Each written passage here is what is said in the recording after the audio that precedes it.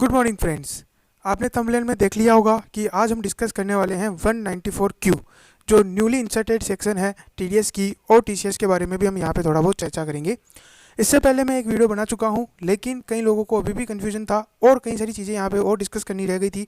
तो मैंने सोचा कि क्यों ना इस बार एक और वीडियो बनाया जाए जो कि थोड़ा और क्लियर हो अबाउट द 194Q कि इसको किस तरीके से एप्लीकेबल करना है और किस तरीके से आप क्या स्टैंडर्ड ऑपरेटिंग प्रोसीजर यानी कि किस तरीके की प्रोसीजर आप अपनाओगे अभी आपको जो 10 दिनों के अंदर, ताकि आपको आगे कोई दिक्कत ना आए।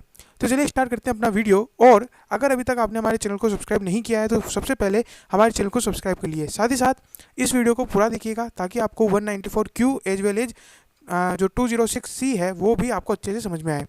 नो अब समझते हैं कि ये जो टीडीएस और टीसीएस का प्रोविज़न है जिस पे इतना बवाल है और इतना जो कन्फ्यूजन है वो क्यों है और इसमें क्या चीज़ें हैं।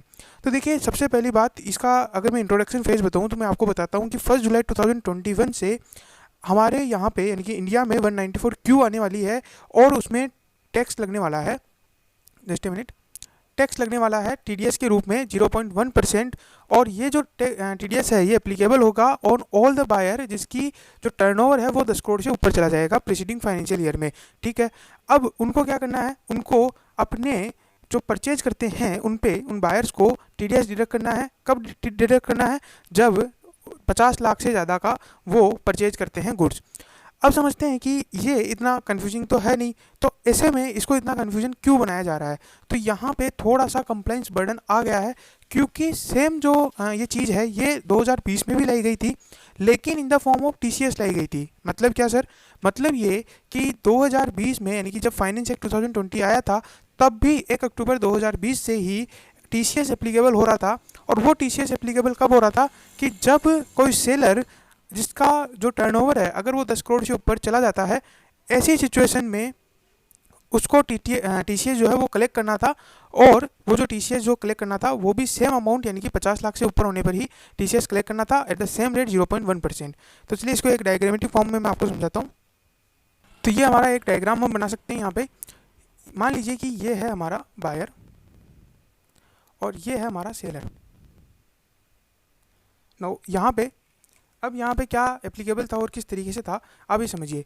1 अक्टूबर 2020 को एक चीज़ आई यानी कि एक नया जो सेक्शन है वो इंसर्ट हुआ और वो क्या बोलता है, वो ये बोलता है कि आपको टीसीएस काटना है, इस सेलर को टीसीएस जो है वो कलेक्ट करना है। ठीक है, कब कलेक्ट करना है? अगर इसका दो कंडीशन पूरी होने पे, अगर इसका जो टर्नओवर है प्रीसीडिंग फाइनेंशियल ईयर यानी कि 1 अप्रैल 2019 से लेकर के 31 मार्च 2020 तक का टर्नओवर अगर 10 करोड़ से ऊपर चला गया और इससे जो इन्होंने जो सेल किया है उस सेल से जो रिसिप्ट होने वाली है अगर वो 50 लाख से ज़्यादा हो गई है तो फिर आपको एक्स्ट्रा अमाउंट पे टीसीएस कलेक्ट करना है। यानी कि इस बंदे को 50 लाख तो देना ही है प्लस टीसीएस भी एक्स्ट्रा देना पड़ेगा और वो टीसीएस होगा 0.1%। ये यहाँ पे था। अब 1 जुलाई 2021 से एक नया सेक्शन आया है, वो ये कहता है कि ये बायर अगर 10 करोड़ से ज़्यादा इसका टर्नओवर है और इसका टर्नओवर 10 करोड़ से ज़्यादा है प्रीसीडिंग फाइनेंशियल ईयर, और इसके साथ साथ ही अगर इसने जो परचेज किया है अगर वो 50 लाख से ज़्यादा है तो क्या होगा, ये टीडीएस डिडक्ट करेगा अंडर सेक्शन 194Q के अंदर।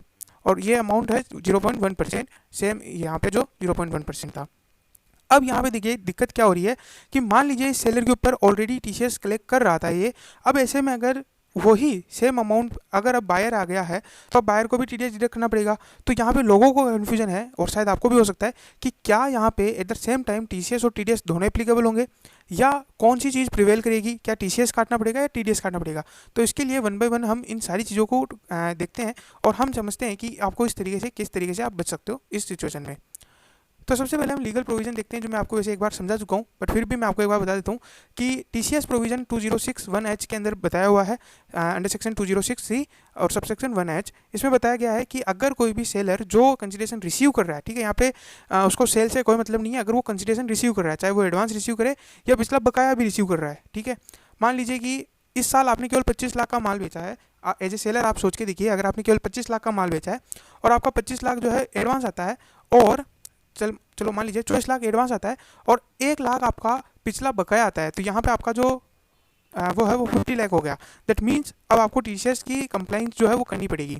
अगर आपका यहाँ पे 2 लाख जो है वो पिछला बकाया का पैसा रिसीव होता है तो यानी कि 1 लाख 51 लाख हो जाएगा, तो अब आपको 1 लाख पे टीसीएस कलेक्ट करना पड़ेगा जो कि 0.1% है, और वो निकल के आ जाएगा आपका 100 रुपीज़। ठीक है, तो ये आपको टीसीएस जो है कलेक्ट करना पड़ेगा फ्रॉम द बायर। अब यहाँ पे ये चीज़ हो गई, ये क्लियर है। अब यहाँ पे सेलर कौन है? सेलर को यहाँ पे कंपलसरी एक कंडीशन को अप्लाई करना पड़ेगा। वो कंडीशन ये है कि उसका टर्नओवर प्रीसीडिंग फाइनेंशियल ईयर में, यानी कि इमीडिएटली जो फाइनेंशियल ईयर चल रहा है उससे पिछले वाले फाइनेंशियल ईयर में उसका टर्नओवर जो है, या ग्रॉस रिसीप्ट या सेल जो भी आप बोल रहे हो, वो उसका 10 करोड़ से ज़्यादा होना चाहिए। तो ये हो गया 206 सबसेक्शन 1H। अब इस साल से जो एक नई सेक्शन आ रही है वो है 194Q। ये क्या कहती है? ये कहती है कि अगर आप क्रेडिट कर रहे हो पार्टी को या फिर पेमेंट कर रहे हो, उस समय आपको क्या करना है, जो भी आप जल्दी कर रहे हो उसमें अगर आपने 50 लाख रुपए से ज़्यादा कर दिया, चाहे आपने क्रेडिट किया या पेमेंट किया, अगर आपने 50 लाख से ज़्यादा कर दिया किसी पार्टी को, तो आपको 0.1% की रेट से टीडीएस डिडक्ट करना पड़ेगा। और बायर का मतलब भी सेम यही है कि अगर आप जो है टर्नओवर आपका अगर 10 करोड़ से ज़्यादा हो जाता है immediately preceding the financial year, तब आपको बायर माना जाएगा। अब यहाँ पे देखिए, यहाँ पे तो रिसिप्ट के बेसिस पे था, जबकि यहाँ पे बोला गया है क्रेडिट और payment which ever is earlier, यानी कि अगर आप क्रेडिट कर रहे हो या पेमेंट कर रहे हो, इन दोनों में से जो भी आप जल्दी करोगे उस समय आपको करना है। अब समझते हैं क्रेडिट और पेमेंट का मतलब क्या है। देखिए, अगर इसमें आपको थोड़ा सा बेसिक अकाउंटिंग का नॉलेज है तो मैं आपको पूछना चाहूँगा कि जब आप परचेज की एंट्री करते हो तब आप एंट्री क्या करते हो, मतलब जनरल एंट्री जो अकाउंटिंग के अंदर आप एंट्री क्या करते हो परचेज के समय। तो परचेज के समय हम एंट्री करते हैं परचेज अकाउंट डेबिट टू और पार्टी का नाम। लेट से अगर आपने एबीसी लिमिटेड से खरीदा है तो आप यहाँ लिखते हो एबीसी लिमिटेड। तो ये हो गया परचेज की एंट्री। तो यहाँ पे अगर आप देखोगे तो इस चीज़ को बोला जाता है, ये तो डेबिट हो गया, ये हो गया क्रेडिट। तो यहाँ पे आपने क्या किया है, इस पार्टी को क्रेडिट किया है। तो यानी कि अगर आप चाहे तो ये एंट्री करो, चाहे अगर आप एडवांस पेमेंट कर रहे हो तो उस समय आप क्या करोगे, पेमेंट करोगे। तो दोनों में से जो भी आप जल्दी कर रहे हो, ठीक है, पेमेंट आप जल्दी कब करोगे, जब आप एडवांस पेमेंट कर रहे हो। और अगर आप पहले परचेज की एंट्री करते हो तो at the time of purchase आपको टीडीएस डिडक्ट करना है। कब? अगर जो आपका ये जो है परचेज जो है वो आपका 50 लाख से ज़्यादा हो गया है इन द प्रीवियस ईयर, तो जो एक्सेस अमाउंट है उस पर आपको टीडीएस डिडक्ट करना है। तो यहाँ तक को सारा क्लियर है, मैं आपको डायग्रामेटिक फॉर्म में समझा चुका हूँ। अब यहाँ दिक्कत ये आती है कि मान लीजिए कि बायर भी, जिसका टर्नओवर भी 10 करोड़ से ज़्यादा है और सेलर भी 10 करोड़ से ज़्यादा का है, और इन दोनों के बीच का जो ट्रांजेक्शन है वो 50 लाख से ज़्यादा हो चुका है। ऐसी सिचुएशन में दोनों के ऊपर कन्फ्यूजन है कि वो टीडीएस कलेक्ट करे या टीसीएस कलेक्ट करे या टीडीएस डिडक्ट करे। ऐसी सिचुएशन में आपको समझा दूं कि हमेशा जो टीडीएस के प्रोविज़न है वो और प्रिवेल करेंगे ओवर द टीसीएस, यानी टीडीएस डिडक्ट करना पड़ेगा, टीसीएस कलेक्ट करने की ज़रूरत नहीं है। ये चीज़ तो हो गई। अब आपको ऑपरेटिंग प्रोसीजर किस तरीके से करनी है वो यहाँ पे समझते हैं हम। लेकिन उससे पहले हम थोड़ा सा एक बार डिफरेंस देख लेते हैं। हालांकि ज़्यादा डिफरेंस है नहीं। यहाँ पे देखिए, जो 194Q है वो बायर के ऊपर एप्लीकेबल है, जबकि जो 206C सबसेक्शन 1H है वो सेलर के ऊपर एप्लीकेबल है। वहीं अगर हम बात करें एप्लीकेबल की, तो ये 1 जुलाई 2021 से थी, ये 1 अक्टूबर 2020 से एप्लीकेबल हो चुकी थी। उसके बाद बात करें कि ये कब एप्लीकेबल है, तो दोनों के दोनों ही तभी एप्लीकेबल है जब जो एक का सेल, यानी एक का जो परचेज वैल्यू है वो 50 लाख से ऊपर चला जाता है, और दूसरी सिचुएशन में जो वैल्यू है, यानी कि जो रिसिप्ट है वो 50 लाख से ऊपर चली जाती है। उसके बाद आता है कि कौन डिडक्ट करेगा। तो ऐसे सिचुएशन में यहाँ पे बायर करेगा ऑन द पेमेंट और crediting the party which ever is earlier, यहाँ पे रिसिप्ट के बेसिस पे जो है कलेक्ट किया जाएगा। उसके बाद एप्लीकेबल रेट दोनों में सेम है। यहाँ पे आ जाओ नेक्स्ट कि जो अब ये जो है, ये एक इंपॉर्टेंट पॉइंट है कि 194Q will prevail over 206C subsection 1H, यानी कि जो मैंने आपको भी बताया था कि अगर टीडीएस और टीसीएस दोनों एप्लीकेबल, ऐसी कंडीशन बैठ रही है कि जहाँ दोनों एप्लीकेबल है, ऐसी सिचुएशन में 194Q के तहत आपको टीडीएस डिडक्ट करना पड़ेगा। 206C सबसेक्शन 1H को आपको भूल जाना है, वहाँ आपको टीसीएस कलेक्ट करने की जरूरत नहीं है। नाउ उसके बाद हम समझते हैं कि कहाँ कहाँ ये चीज़ें एप्लीकेबल नहीं है, तो ये आप एक बार पढ़ लीजिएगा। और उसके बाद आता है कि कब से ये एप्लीकेबल है। तो अभी तो जो अभी तक कोई नोटिफिकेशन आया नहीं है इसका एक्सटेंशन को लेकर के, अगर इन फ्यूचर आ जाता है, क्योंकि अभी 1 जुलाई 2021 से एप्लीकेबल है, तो ऐसी सिचुएशन में आप इसे देख सकते हैं। बट आपको यहाँ पे पता होना चाहिए कि जो आप टर्नओवर, यानी कि जो आप टर्नओवर देख रहे हो या जो 50 लाख की लिमिट देख रहे हो, वो आपको 1 जुलाई 2021 से नहीं देखनी है, आपको 1 अप्रैल 2021 से देखनी है। इनकेस अगर आप मान लीजिए 1 अप्रैल से लेकर के 1 जुलाई तक जो टर्नओवर है वो भी एक्सीड हो चुका है, और साथ ही साथ आपका जो 50 लाख की लिमिट है वो एक्सीड होकर के 52 लाख हो गई है, तो क्या आपको 2 लाख पे करना है टीडीएस डिडक्ट करना है? तो नहीं, आपको केवल और केवल अब जो आप सप्लाई करने वाले, अब जो परचेज करने वाले उस पर आपको टीडीएस डिडक्ट करना है। ये मैंने एक एग्जांपल लिया है जो कि ये बताता है, जैसे ही मान लीजिए कि जो प्रीवियस ईयर का टर्नओवर है सेलर का वो 15 करोड़ था और बायर का जो 8 करोड़ है, तो यहाँ पे जो है टीसीएस एप्लीकेबल हो जाएगा। ठीक है, यहाँ टीसीएस एप्लीकेबल हो जाएगा। और अगर 2 करोड़ का इनके बीच में ट्रांजेक्शन हुआ है और सेल कंसिडरेशन जो रिसिप्ट हुआ है वो 1 करोड़ है, तो यहाँ पे आप ध्यान रखिए अगर टीसीएस है तो केवल रिसिप्ट के बेसिस पे टैक्स कलेक्ट किया जाएगा। तो 0.5 लाख की आपको छूट मिल जाएगी, केवल 0.5 करोड़ पे आपको टीसीएस कलेक्ट करना पड़ेगा जो आएगा 5000 रुपीज़। उसके बाद सिनेरियो 2 जहाँ पे सेलर कम है, सेलर का जो है टर्नओवर कम है 10 करोड़ से, लेकिन बायर का है 10 करोड़ से ज़्यादा, तो यहाँ पे आपको टीडीएस कलेक्ट करना पड़ेगा, टीडीएस डिडक्ट करना पड़ेगा। और ये जो डिडक्शन है वो आप पूरे के पूरे 2 करोड़ पे ही करोगे, क्योंकि परचेज अमाउंट पे करना होता है, ना कि जो रिसिप्ट है या पेमेंट है उसके बेसिस पे।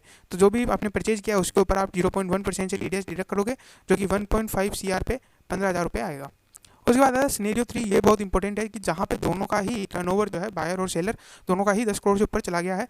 ऐसी सिचुएशन में जो बायर है वो टीडीएस डिडक्ट करेगा सेम तरीके से। नाउ अब आते हैं नेक्स्ट सिचुएशन में, और ये है स्टैंडर्ड ऑपरेटिंग प्रोसीजर। अब यहाँ पे क्या चीज़ें हैं कि देखिए, सबसे पहले बायर को अपना टर्नओवर देखना है, क्या मेरा पिछला साल का टर्नओवर 10 करोड़ से ऊपर चला गया था। अगर हाँ, तो इसका मतलब क्या है कि मुझे टीडीएस डिडक्ट करना पड़ेगा। ठीक है, और उसके बाद अगर मुझे टीडीएस डिडक्ट करना है तो वो क्या करेगा, बायर जो है वो सेलर को एक डिक्लेरेशन लेटर कम्युनिकेट करेगा कि देखिए मेरे ऊपर मेरा जो टर्नओवर है वो 10 करोड़ से ऊपर है और इस वजह से मेरे ऊपर टीडीएस की लायबिलिटी आएगी और मैं आपका टीडीएस काटूंगा, तो आप मुझे फॉलोइंग डिटेल जो है आपकी प्रोवाइड कर दीजिए, जैसे कि पैन कार्ड हो गया, उसके अलावा जो आपने 2 सालों की रिटर्न भरी है या नहीं भरी है, और अगर आपने फाइल की है तो आपको एक्नॉलेजमेंट नंबर वगैरह आप मुझे फाइल करिए। मैं आपको डिक्लेरेशन लेटर का एक जो फॉर्मेट है वो नीचे बता दूंगा।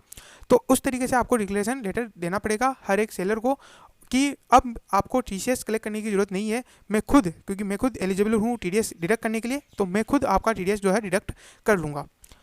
उसके बाद अगर मान लीजिए बायर का 10 करोड़ से ऊपर नहीं होता है या हो भी जाता है, तब भी सेलर जो है वो एक लेटर भेजेगा बायर को और उसे बोले जाएगा कन्फर्मेशन लेटर। कन्फर्मेशन लेटर इसलिए क्योंकि सेलर कन्फर्म करेगा बायर से, क्योंकि बायर का तो कोई लेटर आया नहीं है, तो सेलर को एक कन्फर्म करना पड़ेगा कि क्या आपकी जो क्या आप लायबल है टीडीएस डिडक्ट करने के लिए, और अगर हाँ तो आप मुझे एक बार कम्युनिकेट करिए, अगर आप नहीं है तब भी मुझे एक बार आप कम्युनिकेट करिए कि आप जो है टीडीएस डिडक्ट करने के लिए लायबल है या नहीं है। क्योंकि अगर आप लायबल नहीं है लेकिन सेलर जो है वो लायबल है, अब देखिए इसे आप एक इस तरीके से सोचिए कि आप बायर और सेलर दोनों होते हैं। ठीक है, जब आप बिजनेस करते हैं तो बायर और सेलर दोनों होते हैं। ऐसी सिचुएशन में आप समझ के देखिए, मान लीजिए आपका जो है 10 करोड़ से ऊपर हो जाता है।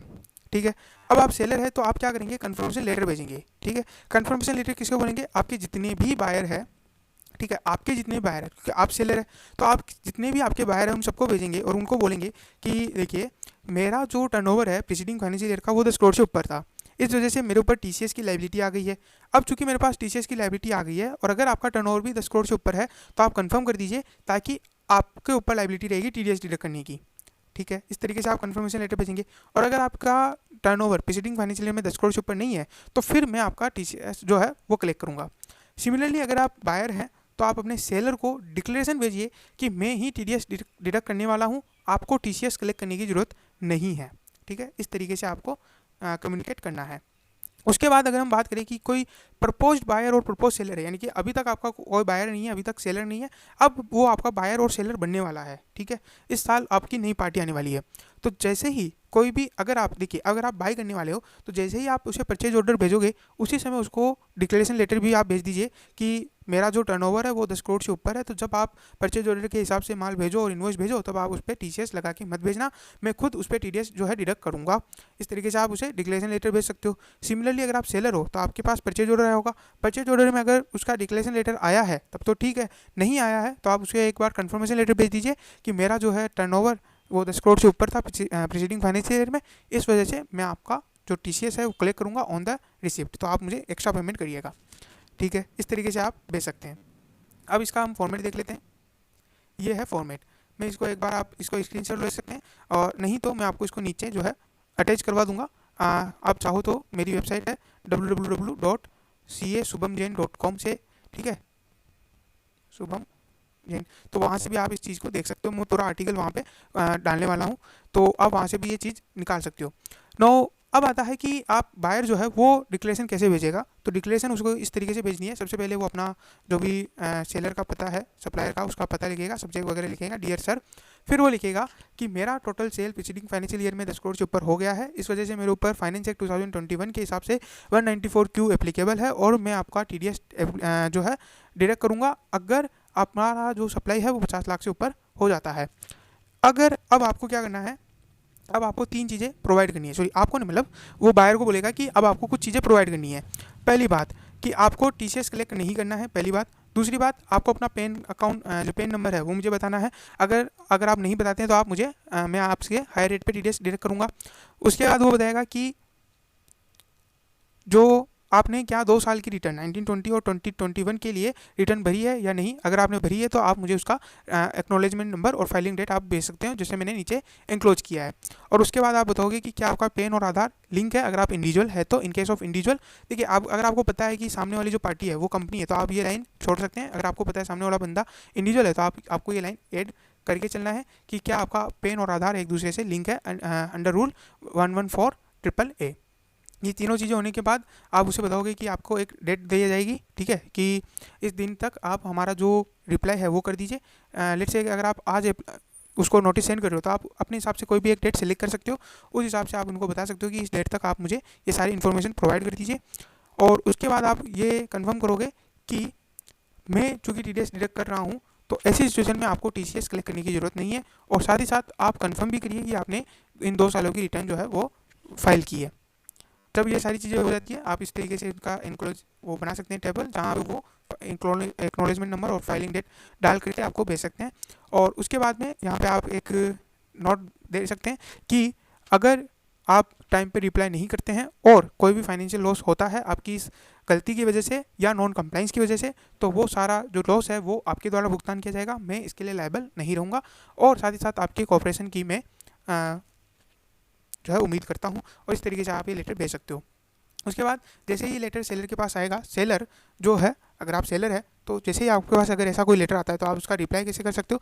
सिंस क्योंकि आपकी कंपनी जो है वो TDS डिडक्ट करने के लिए लायबल है, तो ऐसी सिचुएशन में हम आपके TCS कलेक्ट नहीं करेंगे विथ इफेक्ट फ्रॉम 1 जुलाई 2021। साथ ही साथ हमारा पेन नंबर जो है वो ये है और हम यहाँ पे और सर्टिफाई करते हैं कि हमने 2 साल की रिटर्न भरी है, या हमारे ऊपर अगर एप्लीकेबल नहीं थी तो हमारे ऊपर एप्लीकेबल नहीं थी, और हमने जो ये 2 साल की रिटर्न भरी है उसका ये डाटा है, जिसमें हम एक्नॉलेजमेंट नंबर और फाइलिंग डेट यहाँ पे लिख करके उन्हें सेंड कर देंगे। साथ ही साथ अगर हम कॉर्पोरेट है तो हम यहाँ लिख देंगे कि हमारे ऊपर ये एप्लीकेबल नहीं है पेन आधार लिंकिंग, और अगर हम कॉर्पोरेट नहीं है तो हम यहाँ पे लिख देंगे कि हमारा पेन और आधार जो है वो लिंक है। साथ ही साथ हम यहाँ पे ये भी डाल देंगे कि हमने जो भी इन्फॉर्मेशन दी है वो सारी ट्रू एंड वो है और कन्फर्म है। इसके अलावा हम ये भी कंफर्म करते हैं कि आप जो है TDS जो है डिडक्ट करोगे, ठीक है। ये सारी चीज़ें भेजने के बाद इसको आप ये सारी टाइप करने के बाद आप इसे जो आपका बायर है उसे आप सेंड कर दोगे, आप उसे कंफर्म कर रहे हो कि ये सारी चीज़ें हैं। नाउ सिमिलरली आप कन्फर्मेशन लेटर, यानी कि जब सेलर आगे से डिसाइड होकर के आगे से कुछ एक्शन लेता है तो उसमें आप क्या कर सकते हो। देखिए वहाँ पे क्या हुआ कि बायर का 10 करोड़ से ऊपर हो गया तो बायर ने इमीडिएट एक्शन लिया, ठीक है। सेलर केवल रेस्पॉन्स कर रहा है, यहाँ पे सेलर एक्शन लेगा और बायर रेस्पॉन्स करेगा। तो सेलर को क्या करना है कि सेलर को इस तरीके से एक लेटर लिखना है कि जो भी बायर का नाम है वो लिख दिया एंड देन सब्जेक्ट वगैरह, और उसके बाद आपको ये लिखना है कि एक नया सेक्शन इंट्रोड्यूस हुआ है मार्केट में 194Q, और अभी तक हम जो है TCS कलेक्ट कर रहे थे क्योंकि TCS की प्रोविज़न थे। अब चूँकि अगर आपका जो टर्नओवर है अगर वो 10 करोड़ से ऊपर है और अगर आपके ऊपर TDS की लायबिलिटी आती है तो ऐसी सिचुएशन में आप हमें कंफर्म करिए कि क्या आप हमारा TDS डिडक्ट करेंगे। अगर ऐसा नहीं होता है तो हम जो है TCS को कंटिन्यू रखेंगे और आपको ये चीज़ें जो है विदिन 1 वीक, विदिन 15 डेज, जो भी आपके हिसाब से आप उसे कम्युनिकेट कर सकते हैं, ठीक है। मेल कर सकते हैं, मेल में तो और भी जल्दी आ जाएगा। अगर आप पोस्ट करते हैं तो वहाँ पे आपको जो अप्रॉक्स जो टाइम है थोड़ा सा वो देना पड़ेगा। इसी तरीके से जब सेलर ये लेटर भेजेगा तो अब बायर को कंफर्म करना है, तो बायर को एक सिंपल सा लेटर भेजना है कि वी कंफर्म दैट कि हमारी जो टर्नओवर है प्रीसीडिंग फाइनेंशियल ईयर में वो 10 करोड़ से ऊपर था या नहीं था। अगर था तो हम TDS डिडक्ट करने के लिए लायबल है, और अगर नहीं था तो हम TDS डिडक्ट करने के लिए लायबल नहीं है। तो इस तरीके से वो कन्फर्मेशन लेटर का डिक्लेरेशन लेटर के थ्रू जवाब देगा, और चाहे तो वो उसे हाँ कर सकता है, ना कर सकता है। तो इस तरीके से ये पूरा स्टैंडर्ड ऑपरेटिंग प्रोसीजर चलेगा। तो आज का वीडियो बस इतना ही। आई होप आपको सारी चीज़ें समझ में आई होगी। Thank you very much for listening us. Good bye.